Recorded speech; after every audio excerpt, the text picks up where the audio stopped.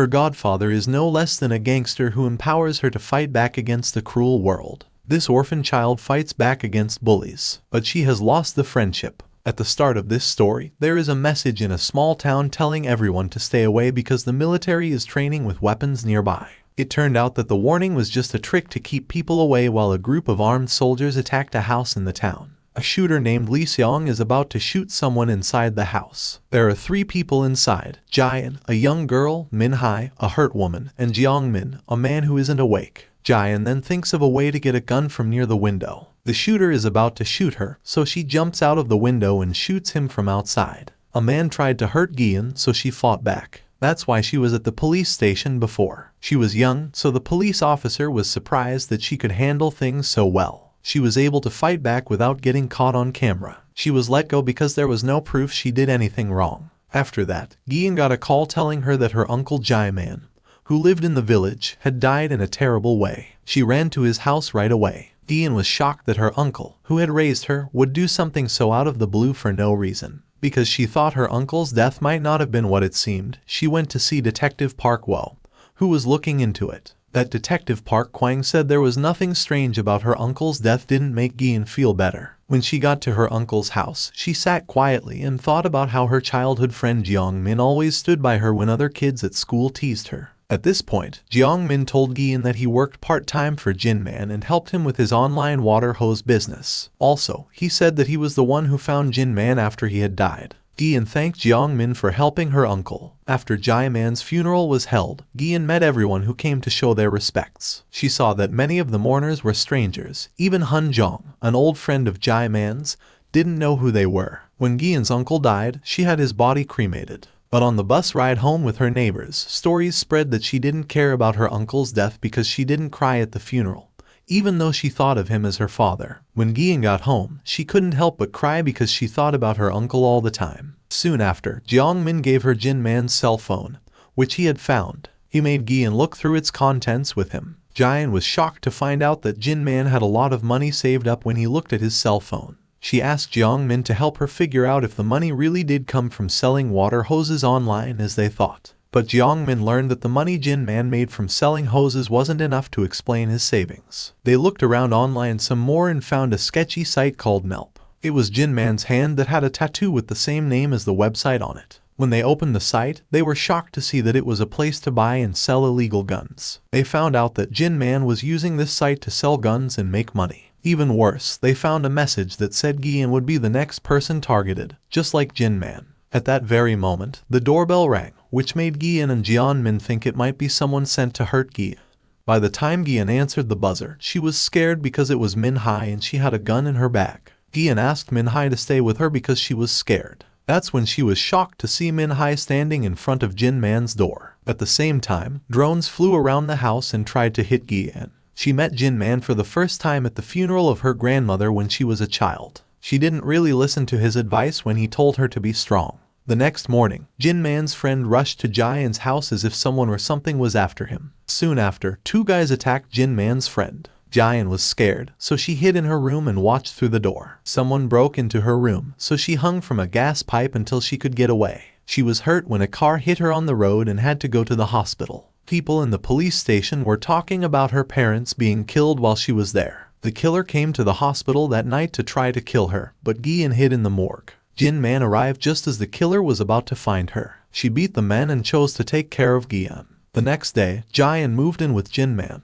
Jin-man was mean to her and didn't show much love, but he cared about her in secret. When her uncle didn't pick her up on the way home from school in the rain, Jaein felt sad because she thought he didn't love her. But Jin-man watched her from his car because he thought she should be tougher and less sensitive. Jaein got used to Jin-man's ways over time. He never told her about how she was picked on, and only Jeong-min helped her. One day, Jaein's friends locked her in a building. Jin-man went there to check on her because she was scared. After that, he taught Jaein martial arts so she could fight back against bullies. Jin-man thought Jaein wasn't strong enough to protect herself when she was 17, so he took her to climb a mountain to make her stronger. That night, Jin-man said he was sick and told Jaein to go get help on his own. To keep her safe from wolves, he gave her a map, a flashlight, and a slingshot. Jaein saw a group of foxes getting ready to attack her while she was on her way. It didn't work when she tried to use her gun. Jin Man came over and helped her stop one of the wolves, which was lucky. The next day, Jin Man showed Jian how to aim a slingshot and even talked about guns and showed her how to put them together and shoot targets. On the other hand, Jiangmin said that this site was very safe and that only people who knew the entry codes could use it.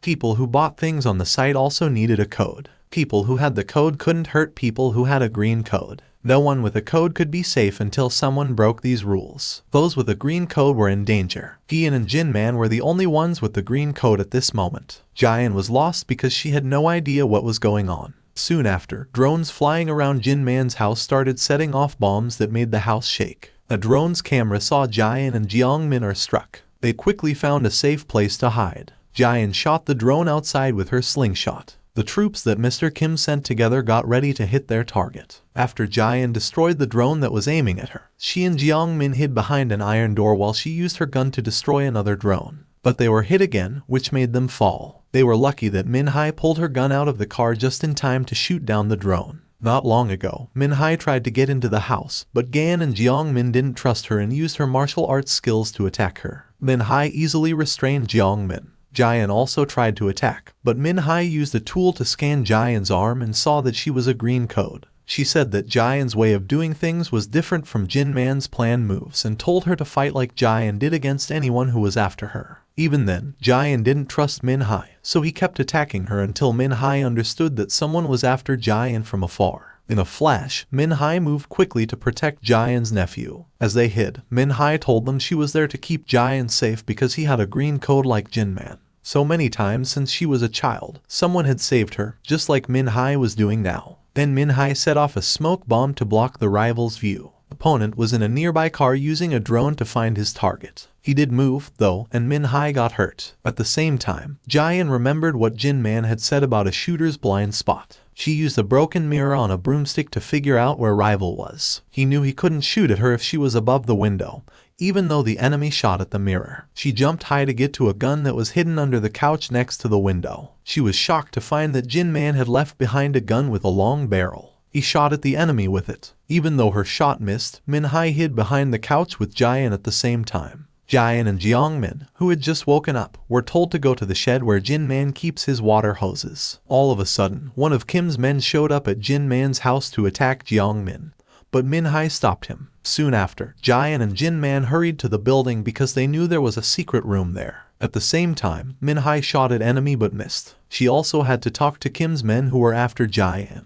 When Min-hai saw Kim chasing Jian toward the building, she went after her to help her. At the same time, Gian and Jiangmin stood in front of the store in the secret room that needed a code to open. After a few failed tries, Gian remembered that Jin Man had told her to remember her student ID number. They were shocked when she tried it and the door opened. They quickly got into the lift, which took them to the basement, where Jin Man kept a number of guns. The fact that there were so many weapons in the room surprised Jian and Jiangmin. But the man who said his name was Brother and pointed a gun at them scared them. While this was going on, Min-hai was in the warehouse, where she turned off all the lights to make it easier for herself to deal with Kim's men. When Kim's man was shot, he told everyone to turn off their gun lights so that they wouldn't be found. However, Kim found out where Min-hai was and told his men to shoot her. They didn't know it, but Min-hai had changed her mind and started attacking Kim's other guys. She cleverly fooled the rest of the group into thinking she was under attack by putting the bodies of Kim's dead men on top of herself. Using this strategy, she was able to kill more enemies. Kim told his men to shoot at the building's roof to let in light because Min-hai was getting harder to beat. This did, however, make it easy for Min-hai to disable them all. Then Min-hai faced Kim. When they were younger, they were on the same team. Following a fierce battle, Min-hai was able to kill Kim before he could take her down.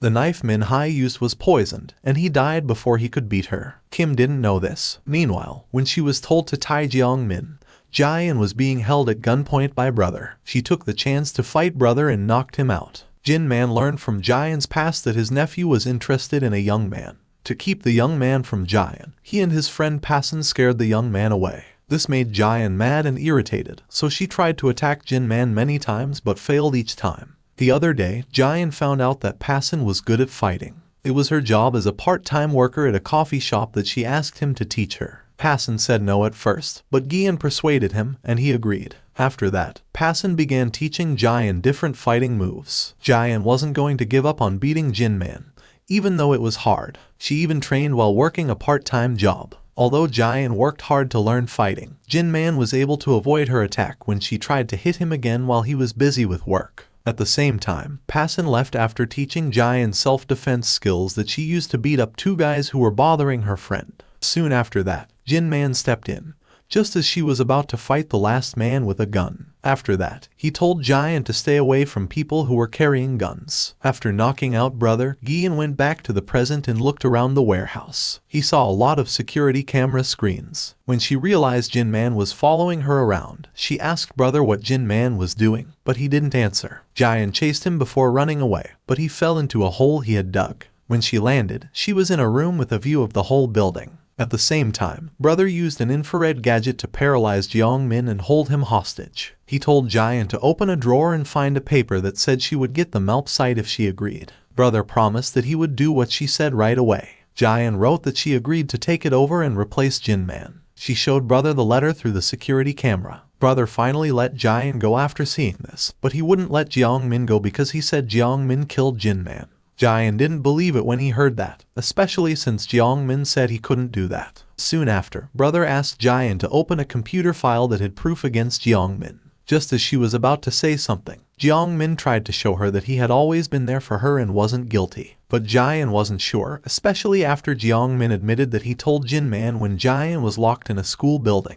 Jian decided to believe Jiang Min because she remembered her uncle telling her to make hard choices. Brother was told to get more bullets and medicine for Jiang Min's gunshot wound. After hearing that, Jiang Min gave her a hug and then shot her with the liquid, which knocked her out. There, Jiang Min admitted that she had locked her up in the school building on purpose and told Jin Man where she was. At the end of this story, the enemy, who survived Min Hai's attack, calls his men, who are now armed. The show is over. If you like this series, then don't forget to subscribe to this channel.